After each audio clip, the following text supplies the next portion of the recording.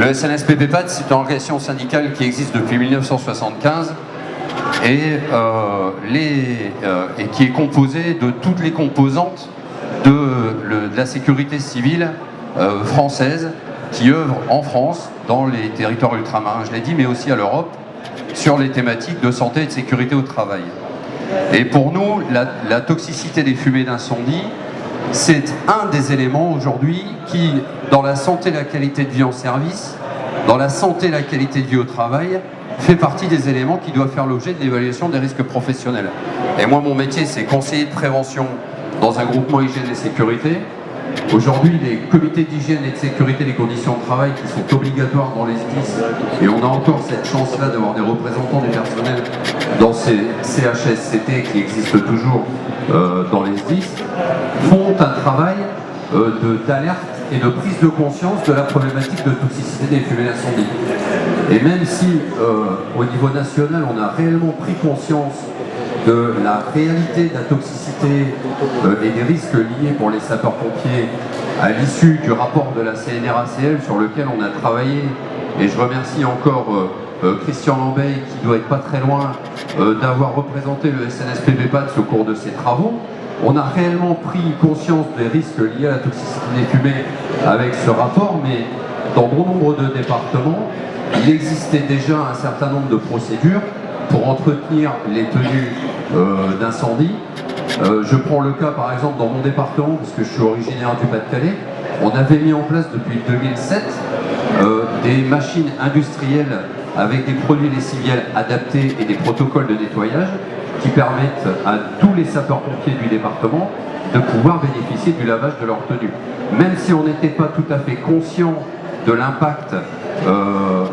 des problématiques de toxicité des tissus, on était quand même un peu sensible à cette problématique de toxicité des fumées d'incendie. Et ensuite,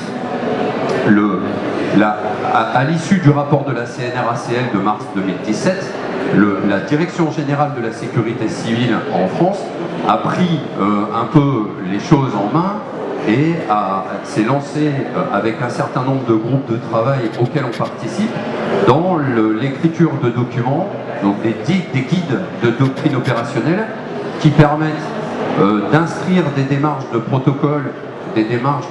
d'accompagnement pour les départements, pour la mise en place effectivement de protocoles, je le disais, dans la décontamination et dans la prise en compte de ce risque lié aux fumées d'incendie. Pour autant, on voit quand même qu'il y a beaucoup de disparités d'un département à un autre et qu'il y a encore, dans beaucoup de départements, très peu d'avancées sur la prise en compte de ces risques. Et nous, on est très revendicatifs sur ce dossier parce que la santé et la sécurité au travail, c'est un élément majeur pour l'avenir des sapeurs-pompiers. Et en France, on sait très peu de choses sur l'épidémiologie, sur la toxicité. On sait que les sapeurs-pompiers, parce que dans leur formation, on leur apprend que la fumée est dangereuse, qu'il faut s'en méfier. Depuis 2002, avec l'accident de Neuilly, on a pris en compte les phénomènes thermiques dans les incendies, avec les accidents liés aux fumées. Et donc on forme nos sapeurs-pompiers à ces problématiques de phénomènes thermiques, mais on prend seulement conscience aujourd'hui des risques liés à la santé et à l'impact de la santé sur les sapeurs-pompiers, sur ces problématiques de fumée. Et aujourd'hui, on est content, nous, en tout cas syndicat français de sapeurs-pompiers professionnels, que nos collègues bruxellois, en Belgique, à Nage, à Namur, mais aussi nos collègues américains, nous ont permis d'intégrer des notions que nous n'avions pas encore. Et nous, ce que nous demandons, c'est effectivement, comme le disait Patrice, notre président, d'avoir des fonds nécessaires pour conduire une réelle épidémiologie de ces problèmes liés au risque d'incendie de fumée. Et surtout, parce que la seule chose qu'on sait en France avec certitude, c'est qu'un sapeur-pompier professionnel, quand il arrive dans la profession, il a un niveau physique qui est généralement meilleur que la population équivalente de la moyenne d'âge équivalente, et qu'au fur et à mesure qu'il déroule sa carrière, son état de santé se dégrade pour être moins bon à la retraite que la population équivalente au même âge. Ça, c'est une certitude, on le sait. Mais par contre, on est incapable de conduire l'épidémiologie, notamment sur les HAP, et ça fait partie des revendications que nous, on demande, avec une étude scientifique réelle et sérieuse, indépendante, qui permettent effectivement de pouvoir faire la recherche des toxiques tout au long de la carrière du sapeur-pompier quand il est exposé au risque d'incendie. Et c'est le travail, et je vais passer le micro à Yael, du soutien sanitaire en opération, puisque dans les composantes des SDIS, il y a un service de santé, on a cette chance-là, qui permettent d'accompagner les sapeurs-pompiers professionnels et volontaires tout au long de leur activité.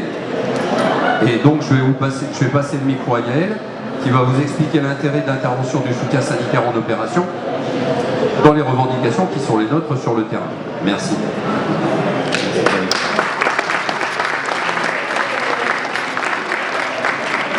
Alors, pour ce qui concerne le soutien santé en opération, je vais faire un rapide historique. Dans les services d'incendie, il existe un service de santé secours médical qui a pour vocation de s'occuper de la santé des sapeurs-pompiers avant l'intervention, tout ce qui est l'aptitude, participe à la santé des sapeurs-pompiers, et une partie qui est le soutien des sapeurs-pompiers en opération, où là on a une mission qui est essentielle, c'est d'assurer ce qu'on appelle le soutien santé et les soins d'urgence aux sapeurs-pompiers. On rencontre une difficulté, c'est que on a en amont des études épidémiologiques, des études toxicologiques qui nous montrent qu'on est face à un problème. On a un engouement des professionnels sur le terrain, des sapeurs-pompiers qui se disent « Oula, il y a quelque chose » et on veut des réponses concrètes tout de suite. Et en ce qui concerne le soutien santé en opération, on a toute une chaîne qui est volontaire, mais parfois défaillante. Défaillante comment? Défaillante d'une part par l'encadrement sapeurs-pompiers en général, qui peine à reconnaître qu'il faut soutenir les sapeurs-pompiers en opération, en engageant des moyens médicaux, en engageant des moyens de prévention, en ayant toutes ces procédures sur le terrain. Donc il y a un problème de prise de conscience de l'encadrement qui ne déclenche pas suffisamment le soutien santé sur ces opérations pour faire la prévention pour côté des sapeurs-pompiers. Et lorsque ce soutien est déclenché, on a une autre difficulté, c'est l'éducation à la santé. C'est-à-dire que là, on a des données brutes qui sont intéressantes, on a une attente de l'autre côté, mais les professionnels qui interviennent, les médecins, les infirmiers notamment, et toute la chaîne des professionnels de santé qui viennent soutenir les sapeurs-pompiers, doivent traduire ces données brutes que l'on a pour qu'elles soient accessibles aux sapeurs-pompiers. Donc il y a vraiment un travail d'acculturation à faire par les professionnels de santé pour permettre aux sapeurs-pompiers de bénéficier des meilleures conditions de prévention au regard des données de la science. Et ça présente une difficulté pour nous actuellement, c'est que on est dans quelque chose qui est extrêmement dynamique, vous voyez, ça bouge tout le temps, on est très nombreux à cette conférence sur les fumées d'incendie, et cette dynamique de transcription, elle est parfois un petit peu à oublier, mais difficile à mettre en œuvre entre le haut niveau de spécialité qu'on puisse avoir et les solutions techniques sur le terrain. Il y a un échelon qui est important, c'est l'éducation à la santé. Ça se fait par le soutien santé en opération, par le soutien sanitaire des opérations. Et nous, nos revendications, puisque nous sommes stoppés, grâce d'ailleurs à Christian qui a poussé ces dossiers dans quelques années, on est à l'origine du soutien santé des sapeurs-pompiers d'opération et on revendique qu'il y ait une chaîne totale, qu'il y ait des fonds pour pouvoir mener des études épidémiologiques sérieuses, qu'il y ait des fonds pour organiser la prévention et qu'il y ait dans les casiers de sapeurs-pompiers des fonds pour mettre en œuvre les solutions qu'on va construire ensemble et ce qu'on fait aujourd'hui en partageant nos connaissances. Je vous remercie.